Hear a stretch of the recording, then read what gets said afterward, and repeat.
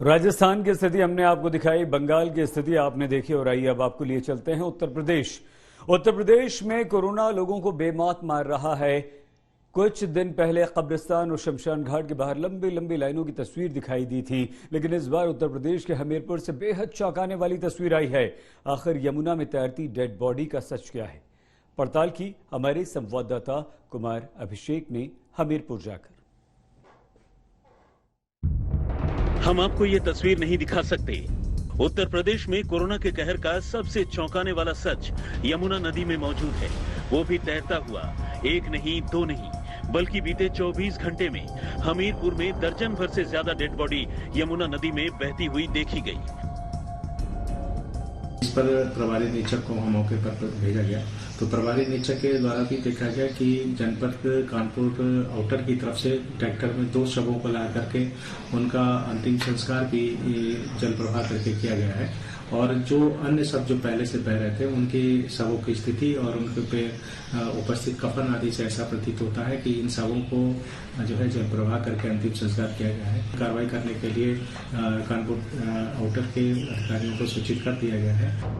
सवाल ये है कि डेड बॉडी कितनी है और यमुना में बिना अंतिम संस्कार के क्यों बहा दी गई? आज तक संवाददाता कुमार अभिषेक ग्राउंड जीरो पर पहुंचे ताकि यमुना में बहती डेड बॉडी के रहस्य को सुलझाया जा सके। यमुना नदी में अचानक नदी की लहरों पर उतराते तकरीबन दर्जन भर शव देखकर पूरे हमीरपुर में हड़कंप मच गया था। ये जमुना नदी है और गुरुवार शाम यहां पर कई शव इस जमुना नदी में उतराते हुए देखे गए। पता ये चला कि कानपुर और हमीरपुर के कई गांवों में लोगों ने कोरोना से हुई मौतों के बाद अपने शवों को यूं ही प्रवाहित कर दिया।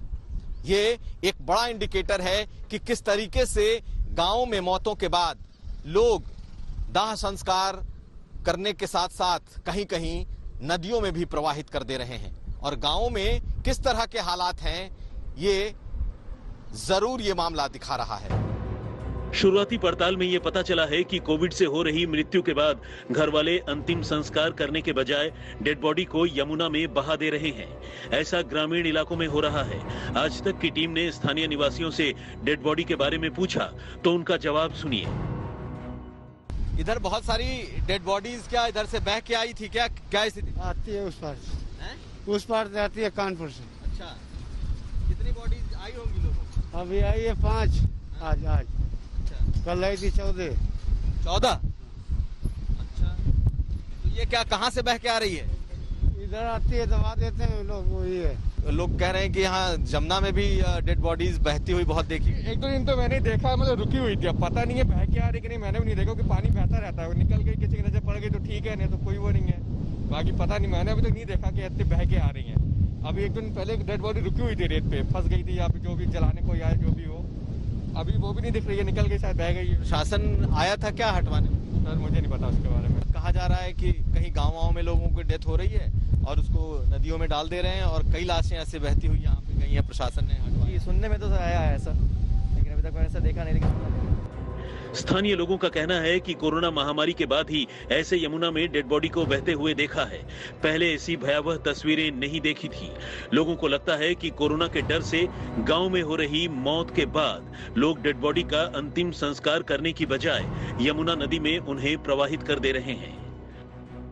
हमीरपुर और कानपुर को विभाजित करती ये जमुना नदी है और इस जमुना नदी का इस वक्त का जो हाल है हम आपको दिखा दें कि कई लाशें बह करके आ रही हैं इस नदी में और एक तरीके से अवैध शमशान भी बन चुका है, क्योंकि जो कानपुर का किनारा है वहां पर हर रोज कई लाशें लगातार जलाई जा रही हैं जिनका कोई रिकॉर्ड नहीं है।